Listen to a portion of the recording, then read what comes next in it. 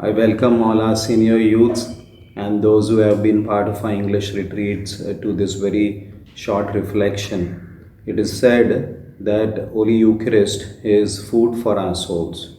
It is also said that Holy Eucharist is a healing remedy for our soul and our body.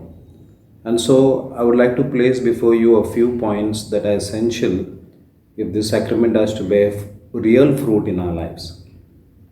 Just to give you a scriptural background, in the Gospel of St. John, chapter 2, verses 1 to 11, the miracle at Cana, Jesus turning water into wine, points out to the sacrament of Holy Eucharist.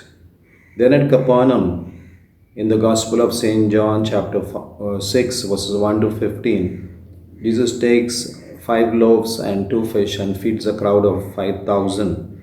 This is a promise of the Holy Eucharist.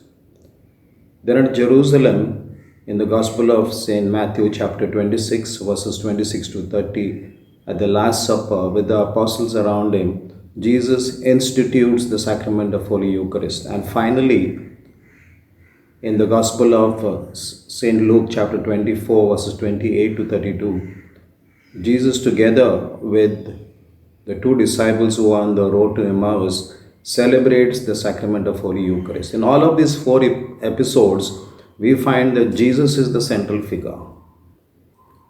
And so, as I reflect upon the Gospel of St. John, chapter 6, verses 25 to 35, Jesus, the bread of life, what is important as we gather around the table of the Lord and we come for Mass is that we should come looking for Jesus, wanting to meet Him, wanting to receive Him into our hearts.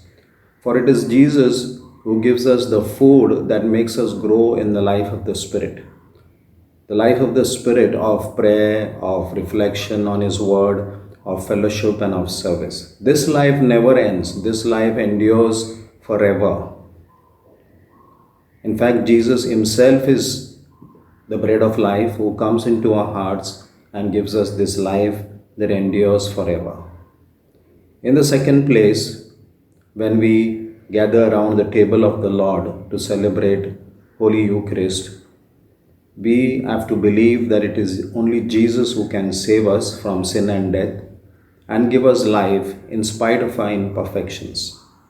In the Gospel of St. Matthew, chapter 19, verses 25 and 26, a young rich man comes to Jesus and Jesus calls him to follow him. But he finds the call to follow him challenging.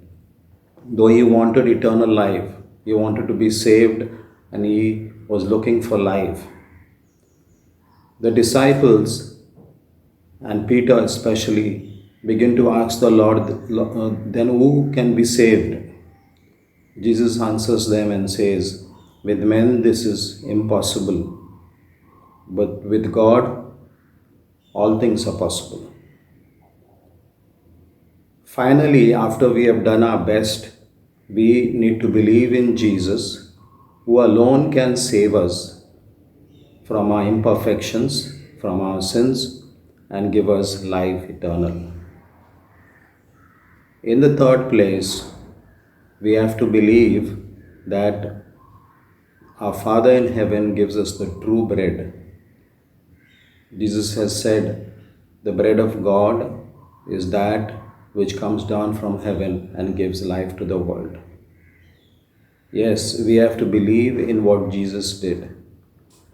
We have to believe that He came into this world. He gave Himself up on the cross. He bore all our sins, our sicknesses, our infirmities, and all our troubles. He shed His most holy and precious blood. He paid the price and He saved us from sin, eternal punishment, eternal death, and gave us eternal life. Belief in this truth is central to this sacrament becoming fruitful in our lives. And finally, the words of Jesus in this scripture text, Gospel of John, chapter 6, verse 35. He who comes to me shall not hunger. He who believes in me shall not thirst. I am the bread of life. Jesus promises us life in every way. But if this life has to be received by us in all its fullness, if it has to overflow from deep within us, if it has to be experienced by us in real and practical ways, we ought to reciprocate to this gift of life that the Lord gives us in the sacrament of Holy Eucharist.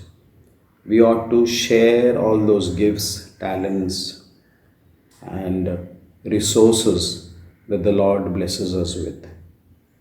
And it is only then that this promise of Jesus, that I will satisfy your hunger and your thirst, that I will give you life, will come to pass in each of our lives. And so, let us pray that even as we gather around the table of the Lord, we bear in mind this very essential and few points, so that we may be a testimony to the power and the healing effects, the life-giving effects of the sacrament of Holy Eucharist. Thank you very much.